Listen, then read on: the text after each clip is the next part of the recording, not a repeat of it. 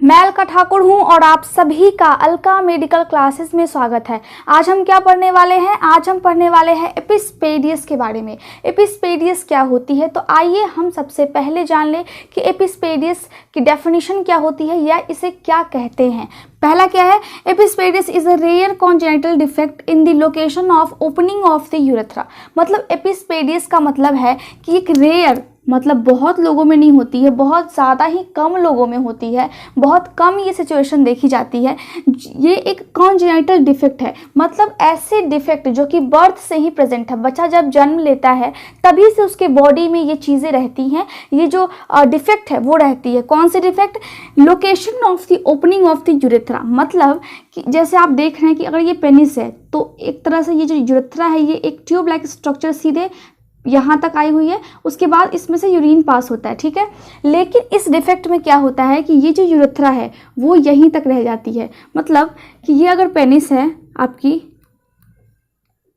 ये अगर पेनिस है तो इसमें की जो यूरेथ्रा है वो इस तरह यहाँ तक आएगी, प्रॉपरली यहाँ तक नहीं आएगी, या फिर ये ऊपर से यहीं तक रह सकती है।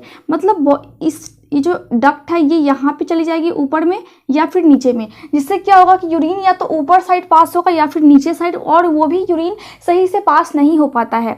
तो मैंने क्या लिखा है? Location of the opening of the urethra. मतलब यूरेथ्रा की जो लोकेशन है, कौन सी लोकेशन? जो इसकी नॉर्मल लोकेशन है उससे क्या होती है, वहाँ पे डिफेक्ट होता है, कॉन्जेनिटल डिफेक्ट होता है। बर्थ के टाइम से ही क्या होती है, जो यूरेथ्रा है उसकी जो डक्ट है वो अपनी प्रॉपर प्लेस पे नहीं होती है, जैसा उसको रहना चाहिए नॉर्मली बॉडी में वैसा वो नहीं रह पाती है। इस कंडीशन में क्या होता है, इस कंडीशन में यूरेथ्रा सही से डेवलप नहीं कर पाता है with the into a full tube. मैंने आपको अभी बताया कि जो एक ट्यूब लाइक स्ट्रक्चर है जो कि बॉडी से बाहर आई हुई है उस तरह वो डेवलप नहीं कर पाता है, या तो ये हाफ रह जाएगा या तो ये अंदर के साइड आ जाएगा। मतलब ये जो डक्ट है वो यहाँ तक अटैच होगा, मैंने आपको बताया अभी, ये जो डक्ट है वो ऐसे यहाँ तक अटैच होगा आकर के बाहर से, या फिर ऊपर में ऐसे अटैच होगा। मतलब ये डक्ट मुड़ जाएगी, यहाँ से तो सीधी आएगी लेकिन यहाँ से इधर मुड़ जाएगी या फिर इधर मुड़ जाएगी, ठीक है।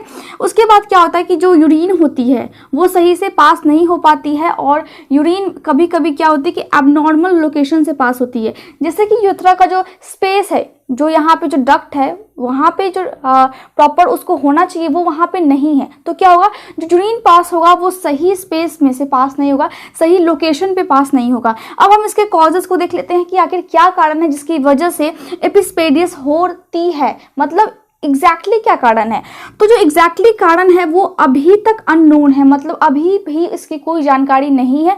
लेकिन हम ये समझ सकते हैं कि ये रिलेटेड किससे है। जब इम्प्रॉपर डेवलपमेंट होती है, जब प्यूबिक बोन की, प्यूबिक बोन क्या होते हैं, जो आपकी हिप के पास की जो बोन होती है जिसमें मेल या फिर फीमेल का रिप्रोडक्टिव सिस्टम रहता है, उसको हम बोलते हैं प्यूबिक बोन। तो ये कैसे होती है? इम्प्रॉपर डेवलपमेंट होती है जब प्यूबिक बोन्स की, ठीक है। उस कंडीशन में ये कॉन्जेनिटल डिफेक्ट हो सकती है जिसको हम बोलते हैं एपिस्पेडियस। अब हमने मेल में समझ लिया कि मेल में तो डक्ट ऐसे हो जाएगी, लेकिन फीमेल में कैसे होगी? फीमेल में यहाँ पे मैंने आपको बताया था, ये आपकी क्लिटोरिस हो गई, ये आपकी लेविया मेजोरा, ये आपकी लेविया माइनोरा, ये आपकी वेजाइना, ठीक है। तो इन तीनों को, क्लिटोरिस, लेविया मेजोरा और लेविया माइनोरा को हम साथ में बोलते हैं वल्वा। अब यहाँ पे एक स्मॉल डक्ट होती है क्लिटोरिस के जस्ट नीचे, ठीक है, उसको हम बोलते हैं क्या? उसको हम बोलते हैं यूरेथ्रा, जो फीमेल में एक स्मॉल डक्ट के रूप में दिखती है, ठीक है।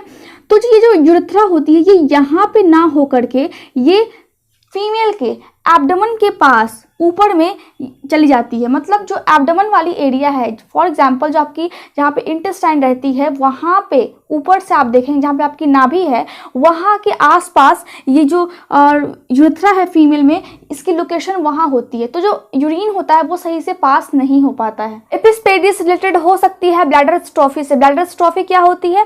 ब्लैडर स्ट्रोफी एक ऐसी अनकॉमन बर्थ डिफेक्ट है जिसमें ब्लैडर बॉडी के बाहर होती है। ब्लैडर को कहाँ पे होनी चाहिए? पेल्विक रीजन में होनी चाहिए, बॉडी के अंदर होनी चाहिए। लेकिन वो एब्डोमेन वाले एरिया में अगर आप बाहर से देखेंगे तो आपको देखने को मिलेगी ब्लैडर बॉडी के बाहर होती है। उस कंडीशन को हम क्या बोलते हैं? उस कंडीशन को हम बोलते हैं ब्लैडर स्ट्रोफी। एपिस्पेडियस के साथ साथ वो भी कंडीशन हो सकती है। एपिस्पेडियस के साथ साथ अदर कंडीशन भी हो सकती है, अदर डिफेक्ट भी हो सकते हैं, ठीक है। इसके अलावा अगर 1,17,000 बॉय का जन्म होता है तो उसमें से किसी एक बच्चे को ये प्रॉब्लम होती है, और अगर 4,84,000 न्यू बॉर्न गर्ल्स का अगर जन्म होता है तो उसमें से किसी एक बच्चे को ये कंडीशन रहती है। कौन सी कंडीशन? एपिस्पेडियस की कंडीशन, ठीक है। इसके अलावा ये जो डिफेक्ट है वो जन्म के बहुत कम समय के बाद ही पता लग जाता है कि बच्चे में ये डिफेक्ट है। चलिए अब हम इसके क्लिनिकल मैनिफेस्टेशन यानी कि साइन और सिम्टम्स को देख लेते हैं। मेल्स में क्या क्या साइन और सिम्टम्स हमें देखने को मिल सकते हैं? एबनॉर्मल ओपनिंग ऑफ यूरेथ्रा, मतलब मैंने आपको बता दिया कि जो यूरेथ्रा होती है उसकी ओपनिंग ही सही जगह पे नहीं होती है, वो एबनॉर्मल जगह पे होती है। या तो वो ऊपर चली जाएगी, या तो वो अंदर मुड़ जाएगी, या फिर जो फीमेल में है वो फिर एब्डोमेन में उसकी ओपनिंग होगी, तो ये क्या होगी? एबनॉर्मल। उसके बाद backward flow of urine, urine का जो फ्लो है वो बैकवर्ड होगा, यानी कि किडनी से यूरिन आती है ब्लैडर में, देन यूरिनरी ट्रैक से फिर कहाँ पे जाती है? बाहर एक्सक्रीट होती है, ठीक है।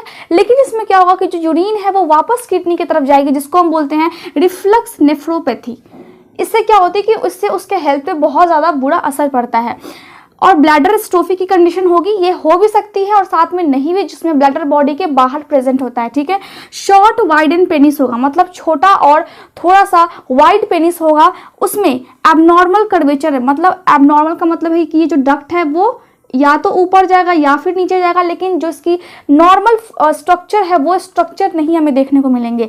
यूरिनरी ट्रैक इन्फेक्शन रहेगा, मतलब ये जो ट्रैक है जिससे यूरिन पास होता है उसको हम बोलते हैं यूरिनरी ट्रैक, तो उसमें इन्फेक्शन अक्सर उसके बॉडी में रहेगा। वाइड एंड प्यूबिक बोन, जो प्यूबिक बोन कैसी होती है? नीचे एब्डोमेन के नीचे इस टाइप की होती है, ठीक है, जिसमें रिप्रोडक्टिव सिस्टम रहता है, तो ये जो प्यूबिक बोन है ये थोड़ी सी चौड़ी होगी। फीमेल में क्या क्या सिम्टम्स हमें देखने को मिल सकते हैं? फीमेल में भी एबनॉर्मल क्लिटोरिस एंड लेबिया होगी, मतलब कि जो ये लेबिया है वो एब्डोमेन वाले एरिया में होगी, और क्लिटोरिस किसको बोलते हैं? इसको बोलते हैं। तो इस साथ में जो ये सभी है वो एब्डोमेन वाले एरिया में होती है, वो जहाँ से यूरिन पास होता है, तो वो एबनॉर्मल पोजिशन पे होगी। एबनॉर्मल ओपनिंग भी होगी, आपकी जो यूरेथ्रा है वो भी एब्डोमेन के साइड होगी, उसको हम बोलते हैं एबनॉर्मल ओपनिंग, ठीक है। इसके बाद फीमेल में भी ब्लैडर एक्स्ट्रोफी की कंडीशन होगी और रिफ्लक्स नेफ्रोपैथी की कंडीशन होगी, मतलब फीमेल में भी जो ब्लैडर होगी वो बॉडी के बाहर एब्डोमेन वाले एरिया में, अगर हम बाहर से देखेंगे तो हमें देखने में पता लगेगा। और इसमें भी किडनी में जो यूरिन होता है, किडनी यूरिन को फिल्टर करके बॉडी के बाहर निकालता है, इसमें वापस से किडनी में यूरिन जाती है, ठीक है।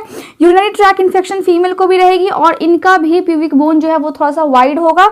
इसके अलावा यूरिनरी इनकॉन्टिनेंस, मतलब जो यूरिन है वो सही से पास नहीं होगा, कभी पास होगा कभी नहीं हो पाएगा, सही से प्रॉपरली जितना फ्लो में उसको पास होना चाहिए उतना फ्लो में नहीं पास हो पाएगा। कौन कौन से ऐसे टेस्ट है जिसको हम एपिस्पेडियस की कंडीशन में करते हैं? टेस्ट को हम क्या बोलते हैं? Diagnostic evaluation. तो सबसे पहले हम हिस्ट्री लेते हैं पेशेंट की कि क्या उसके माता पिता में कभी ऐसी कंडीशन रही है। उसके बाद हम फिजिकल एग्जामिनेशन करते हैं पेशेंट को ऊपर से नीचे तक, मतलब सर से लेकर के पांव तक देखते हैं कि क्या कभी कोई ऐसे सिम्टम्स है। उसके बाद हम सिस्टोस्कोपी करते हैं। सिस्टोस्कोपी में हम पेनिस को स्ट्रेट करके, एक इंस्ट्रूमेंट आती है जो इस टाइप की लंबी होती है और आगे से हल्की सी मुड़ी होती है, और स्क्रीन पे आपको दिखता रहता है। आपको इस डक्ट में जो यहाँ जहाँ से यूरिन पास होती है उसमें आपको ये जो इंस्ट्रूमेंट है ये आपको इंसर्ट करना होता है, और फिर आपको इसके अंदर की लेयर दिखती रहती है, उसको हम बोलते हैं सिस्टोस्कोपी, ठीक है। कंप्लीट ब्लड काउंट करते हैं हम, आरबीसी, डब्ल्यूबीसी और प्लेटलेट्स को भी हम चेक करते हैं। इसके अलावा हम सीरम इलेक्ट्रोलाइट लेवल चेक करते हैं। सीरम मींस ब्लड में इलेक्ट्रोलाइट का मतलब है सोडियम, पोटेशियम, कैल्शियम, मैग्नीशियम, ये बॉडी में कितनी है इसके लेवल को चेक करते हैं। इंट्रावेनस हम फाइलोग्राम करते हैं, मतलब इंट्रावेनस फाइलोग्राम का क्या मतलब है? ये एक स्पेशल एक्सरे है, मतलब एक्सरे करते हैं किडनी की, ब्लैडर की और यूरेटर्स की। यूरेटर्स क्या होती है? अगर ये आपकी किडनी है तो यहाँ से यूरेटर आती है, ठीक है, इसको हम बोलते हैं यूरेटर। उसके बाद नीचे ब्लैडर होती है, उसके बाद नीचे आप यूरिन पास करते हैं, तो ये जो होती है इसको हम बोलते हैं यूरेटर। तो किडनी हो गई आपकी, यूरेटर की और ब्लैडर की, यहाँ पे ब्लैडर की एक्सरे करते हैं, और ये एक स्पेशल एक्सरे होती है। एमआरआई करते हैं, सीटी स्कैन करते हैं, ये डिपेंड करता है कंडीशन पे। उसके बाद पेल्विक एक्सरे करते हैं, जो पेल्विक रीजन होती है जहाँ पे रिप्रोडक्टिव सिस्टम होती है, इसको हम बोलते हैं पेल्विक रीजन।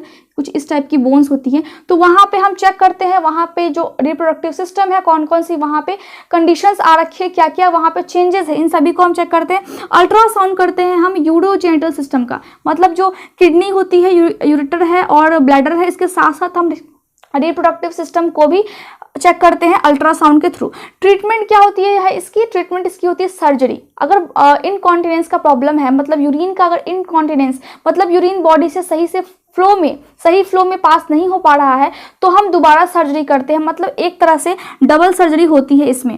पहले सर्जरी कर देते हैं जो एबनॉर्मल जो आपको ये जो डक्ट है उसकी, या फिर जो यहाँ फीमेल में जो अगर जो एब्डोमेन में है उसकी, उसके बाद हम फिर से सर्जरी करते हैं ताकि जो उसकी यूरिन की जो इनकॉन्टिनेंस वाली प्रॉब्लम है वो फिर सॉल्व हो सके।